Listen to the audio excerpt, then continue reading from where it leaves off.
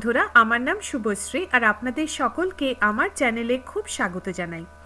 আজকে আপনাদের সঙ্গে শেয়ার করব একটি খুবই সুস্বাদু ডালের রেসিপি, পালং শাক দিয়ে ছোলার ডাল, তাও আবার একদম ধাবা স্টাইলে। রেসিপিটা কেমন লাগলো নিশ্চয়ই জানাবেন, আর আমার চ্যানেল ভালো লাগলে সাবস্ক্রাইব, শেয়ার আর লাইক করতে কিন্তু ভুলবেন না। তো চলুন দেখে নিই কেমন করে বানাচ্ছি ধাবা স্টাইলে পালং শাক দিয়ে ছোলার ডাল। প্রথমে আমরা ছোলার ডালটাকে প্রেসার কুক করে নেব। একটা প্রেসার কুকারে আমি দিয়ে দিচ্ছি 1.5 কাপ ছোলার ডাল। আমি ছোলার ডালটাকে 3 ঘন্টা ভিজিয়ে রেখে তারপরে ভালো করে ধুয়ে নিয়েছি।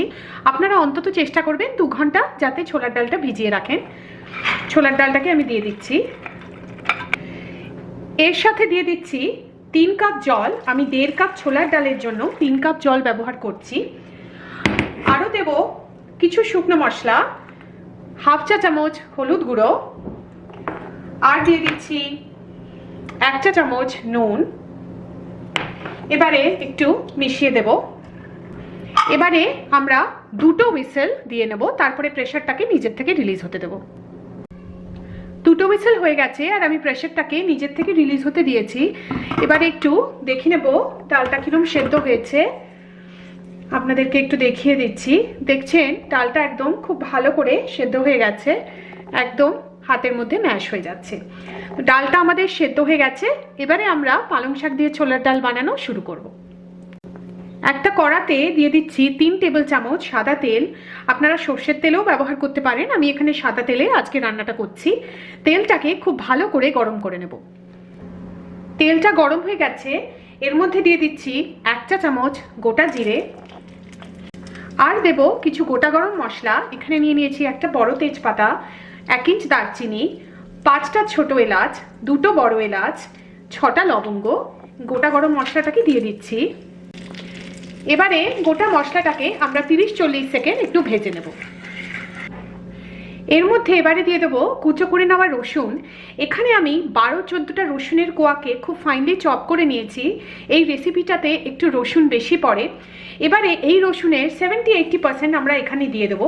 কিছুটা রসুন আপনারা রেখে দেবেন লাস্টের একটা ধাবা তড়কার জন্য, সেটা আমি আপনাদের পরে দেখাবো। এবারে এই রসুনটাকে বাকি গোটা মশলার সঙ্গে একটু ভেজে নেব 1 মিনিট মতো, যতক্ষণ না রসুনটা একটু হালকা ব্রাউন হয়ে যাচ্ছে। তবে একটু খেয়াল রাখবেন যাতে রসুনটা পুড়ে না যায়।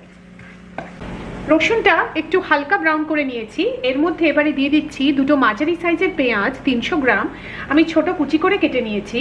পেঁয়াজটাকে আমরা 4-5 মিনিট ভেজে নেব, যতক্ষণ না পেঁয়াজটা একটু সফট হয়ে যাচ্ছে। পেঁয়াজটা সফট হয়ে গেছে, এর মধ্যে দিয়ে দিচ্ছি 1.5 ইঞ্চ কুচনো আদা। এবারে আদাটাকে আমরা আরও 2-3 মিনিট পেঁয়াজের সাথে ভেজে নেব। আদাটাকে ভেজে নিয়েছি। এবারে এর মধ্যে দিয়ে দিচ্ছি 2টো মাঝারি সাইজের টমেটো 250 গ্রাম। তার সাথে দেব কিছু শুকনো মশলা, হাফ চা চামচ হলুদ গুঁড়ো, দিচ্ছি 2 চা চামচ লঙ্কা গুঁড়ো, এটা আপনারা আপনাদের ঝালের প্রেফারেন্স অনুযায়ী অ্যাডজাস্ট করবেন, 1.5 চা চামচ ধনে গুঁড়ো, আর এবারে দিয়ে দিচ্ছি নুন স্বাদ মতো। আমরা ডালটাকেও প্রেসার কুক করেছি নুন দিয়ে, তাই সেটা একটু আন্দাজ করে এখানে দেবেন। এবারে আমরা সব কিছু ভালো করে মিশিয়ে মশলাটাকে কষিয়ে নেব, যতক্ষণ না টমেটোগুলো সফট হয়ে যাচ্ছে আর মশলা থেকে তেল ছাড়ছে। 5-6 মিনিট সময় লাগবে মশলাটা ভালো করে কষাতে। মশলাটা ভালো করে কষানো হয়ে গেছে, টমেটোগুলো সফট হয়ে গেছে, মশলা থেকেও তেল ছাড়ছে। এর মধ্যে এবারে আমি দিয়ে দিচ্ছি 350 গ্রাম পালং শাক।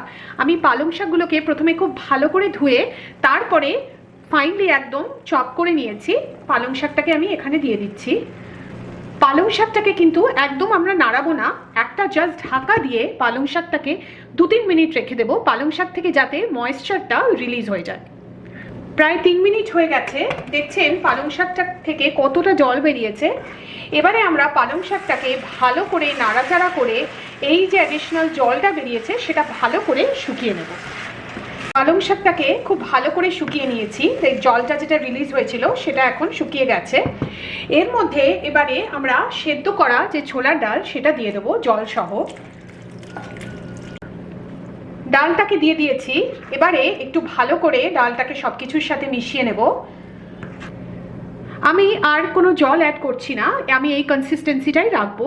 আপনারা আপনাদের পছন্দ মতো জল অ্যাড করতে পারেন, তবে জল অ্যাড করলে কিন্তু গরম জল অ্যাড করবেন। এবারে এর মধ্যে দিয়ে দেবো 1 চা চামচ গরম মশলা গুঁড়ো, আর আমি দিচ্ছি 2 চা চামচ কসুরি মেথি, একটু হাতের মধ্যে ক্রাশ করে দিয়ে দেবো। কসুরি মেথি না থাকলে বা কসুরি মেথির স্মেল আপনাদের পছন্দ না হলে এটা আপনারা নিশ্চয়ই স্কিপ করতে পারেন।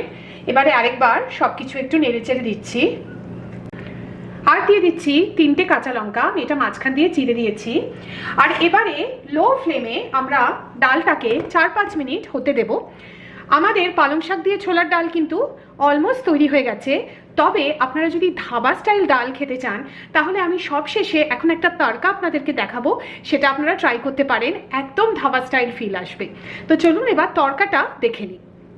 ধাবা স্টাইল তড়কা দেওয়ার জন্য আমি একটা অন্য ছোট প্যান নিয়ে নিয়েছি, তার মধ্যে দিয়ে দিচ্ছি 1.5 টেবিল চামচ ঘি। আপনারা আপনাদের পছন্দ মতো ঘি দিতে পারেন, 1 টেবিল চামচও দিতে পারেন, কোনো অসুবিধা নেই। প্রথমে ঘিটাকে আমরা মেল্ট হতে দেব। ঘিটা মেল্ট হয়ে গেছে, দিয়ে দিচ্ছি 2টো শুকনো লঙ্কা, 1/2 চা চামচ হিং, আর দিচ্ছি বাকি যে রসুনের কোয়াটা রয়ে গেছে সেটা। এবারে আমরা রসুনটাকে 1 মিনিট মতো ভেজে নেব মিডিয়াম লো আঁচে। রসুনটাকে একটু হালকা ব্রাউন করে নিয়েছি।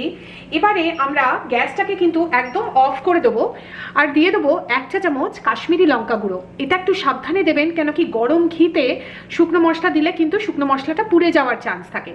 তাই ওভেনটাকে একদম বন্ধ করে এবারে কাশ্মীরি লঙ্কাটা এর মধ্যে একটু নেড়ে চেড়ে দিচ্ছি। আমি ওভেন থেকে একটু তুলে নিলাম এই প্যানটা।